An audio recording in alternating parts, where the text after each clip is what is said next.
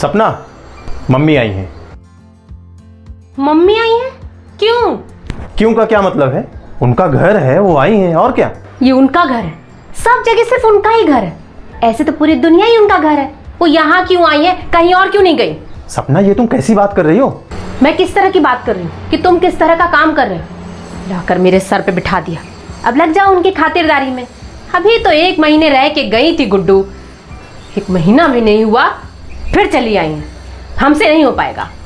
अब उनको भी गांव अच्छा नहीं लग रहा। हाँ, जब यहाँ थी तो गांव के किस्से सुनाती थी, गांव ऐसा है बेटा, गांव वैसा है, गांव में ताजी सब्जियां मिलती हैं, गांव में अच्छी हवा है। अब शहर में घुटन नहीं होगी उनको। जाओ पूछो जाके। चली आई। देखो, तुम ये जो बोल रही हो ना, एक एक शब्द पर तुमको पछताना पड़ेगा, मैं बता दे रहा हूँ। मैं नहीं पछताऊंगी जो तुम कर रहे हो ना, और अगर मेरी बात नहीं मानी तो तुम पछताओगे।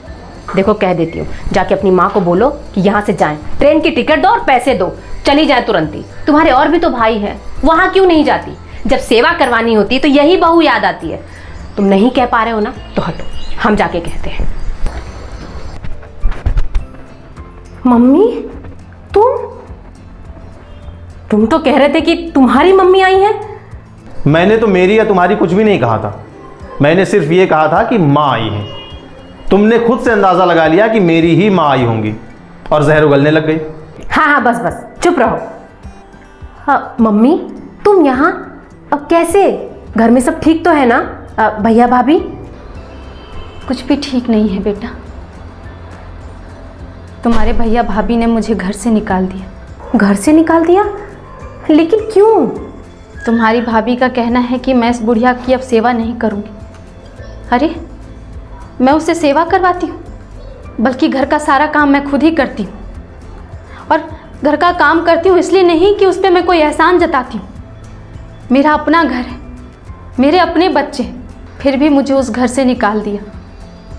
अरे, उस घर से जिसे मैंने और तुम्हारे पापा ने मिलकर बड़ी मेहनत से बनाया है। उस घर की एक एक ईंट में तुम्हारे पापा की यादें जुड़ी है। तो पापा के गुजरने के बाद वो घर तो तुम्हारे नाम पे हो गया था ना, वो कैसे निकाल सकते उस घर से? बेटे, धोखे से उन लोगों ने उस घर के कागजात पे मेरे दस्तखत ले लिए। तुम्हारे भैया ने कहा कि बैंक के कुछ कागजात हैं, इस पे साइन कर दो, मैंने कर दिया। फिर कुछ दिनों के बाद कहा कि कुछ बिजनेस के लिए लोन लेना है, उस पे साइन कर दो, मैंने फिर कर दिया। अरे, मुझे क्या मालूम था कि जिस बेटे को मैंने 9 महीने अपने कोख में पाला वो मुझे इस तरह से धोखा देगा। एक दिन वो मुझे वृद्धा आश्रम में छोड़ गया और कहा, माँ, अब से तुम यहीं रहो। तुम घर में रहती हो तो बहुत किचकिच करती हो। मैं भी अपनी नियति मानकर उस वृद्धा आश्रम में रहने लगी। उस वृद्धा आश्रम में सभी अपने बेटे बहुओं के सताए हुए लोग रहते हैं। वही दिन भर दुख वाली बातें। मेरा दम घुटता था, कुछ नया नहीं था सुनने को। इसीलिए मैं सड़क पर जाकर बाहर बैठ जाती थी कि कुछ तो नए चेहरे दिखेंगे। किसी की आने की कोई आहट न थी, पर ना जाने फिर भी किसका रास्ता देखती थी।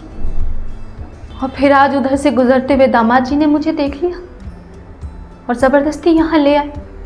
बेटा, मैं तुमसे भी माफ़ी मांगती हूँ। मैं तुम पे बोझ नहीं बनना चाहती। मुझे अभी के अभी वही वृद्धाश्रम में छोड़ आओ बेटा।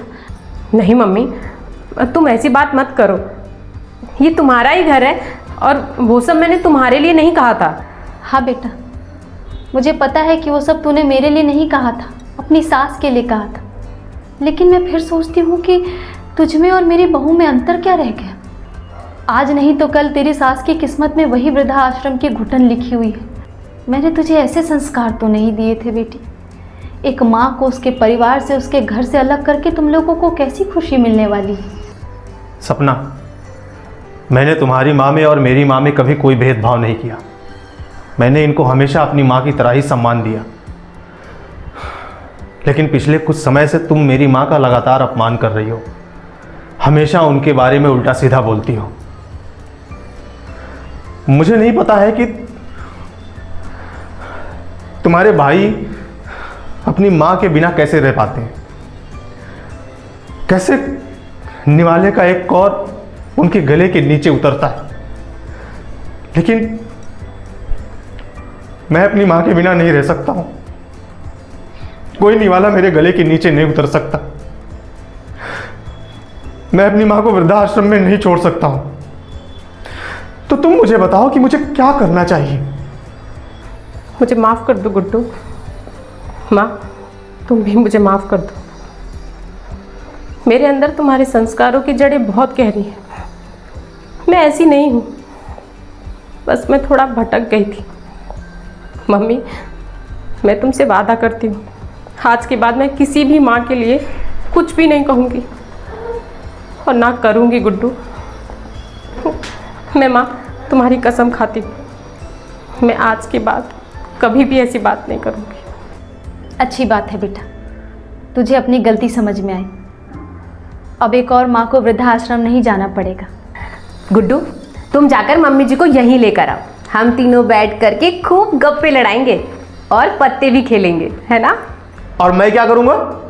तुम हम सबको चाय बना बना कर पिलाना। जाओ, चाय बना कर लेकर आओ।